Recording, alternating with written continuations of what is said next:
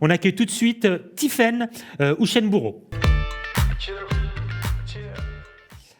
Alors bonsoir Tiffaine. Alors moi j'aimerais vous poser une question. Alors vous êtes directrice de la marque, hein, mais il y a une petite particularité, c'est que vous êtes directement rattachée à la direction générale.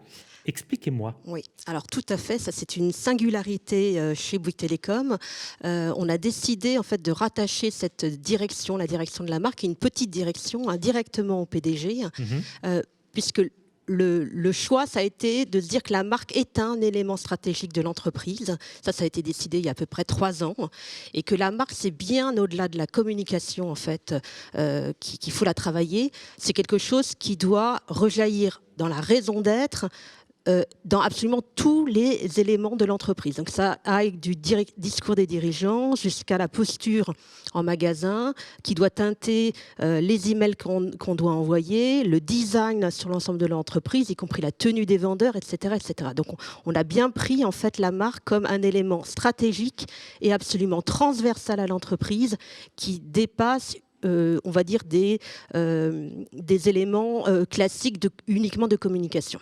Alors ce qui est hyper original aussi, c'est que vous avez fait donc ce travail sur la marque, hein, avec une méthodologie qui était bien particulière et assez novatrice en fait, un bilan culturel, et puis après une grosse dimension collective intégrant une approche RH. Donc expliquez-nous ce système. Oui, tout à fait. Donc pour aboutir sur notre nouvelle plateforme de marque qui est vraiment le guide de l'entreprise pour les 10, 15, 20 ans qui arrivent, on est reparti d'un bilan culturel en profondeur. C'est un peu comme si on avait fait une psychanalyse un peu de fond de l'entreprise en utilisant des méthodes de sémiologie, mais aussi des méthodes RH en utilisant par exemple le MBTI, des modèles en fait issus de l'anthropologie, comme le modèle du Mésil, pour bien comprendre quelles étaient les spécificités de la culture de l'entreprise depuis sa fondation.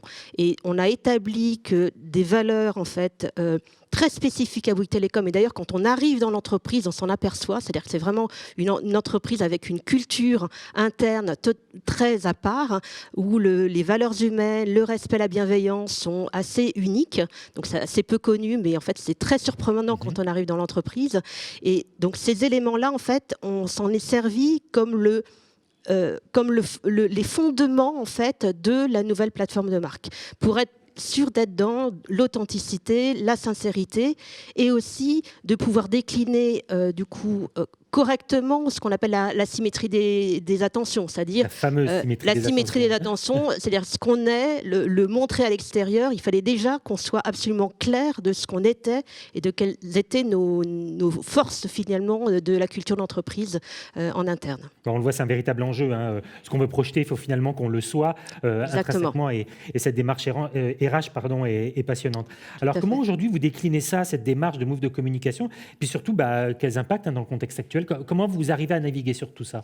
Alors, c'est une démarche qu'on a commencé, qui commence à être visible à l'extérieur depuis cette année, depuis début de 2020, avec une nouvelle signature, en effet, pour être ensemble, qui finalement est presque partie plus de l'interne que de l'externe, mais qui correspond aussi à une manière de faire qui est tout à fait spécifique à Bouygues Télécom, une manière de travailler ensemble qui est assez unique, et une manière d'interagir avec nos clients et notre écosystème qui est toujours dans une relation de respect et d'égal à égal.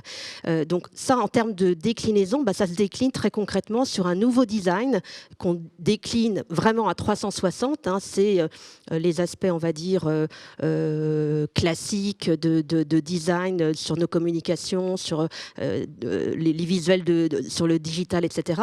Mais ça va aller jusqu'à, effectivement, la tenue des vendeurs, exactement ce qu'on va mettre sur nos murs, les pictos qu'on va mettre en fait dans nos locaux, etc. Donc ça, c'est une déclinaison complète. Évidemment, en termes de move de communication, c'est déjà quelque chose qu'on avait amorcé depuis quelques années avec la direction de la communication, qui est absolument exceptionnelle en fait chez Bouygues Télécom.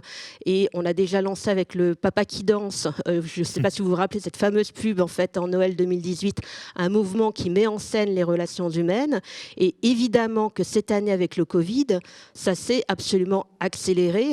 La connectivité étant absolument absolument essentiel pour maintenir le lien, pour continuer à travailler, Enfin voilà, on s'est bien aperçu du coup que la connectivité est un besoin vital pour l'entreprise et pour la société d'une manière générale. Et clairement, avec le Covid, on a du coup, en termes de communication, s'est concentré sur des choses assez concrètes, comme le lancement d'une box verticale qui permet d'avoir un Wi-Fi absolument partout. Donc le design est au profit d'un Wi-Fi ultra performant dans l'ensemble de la maison.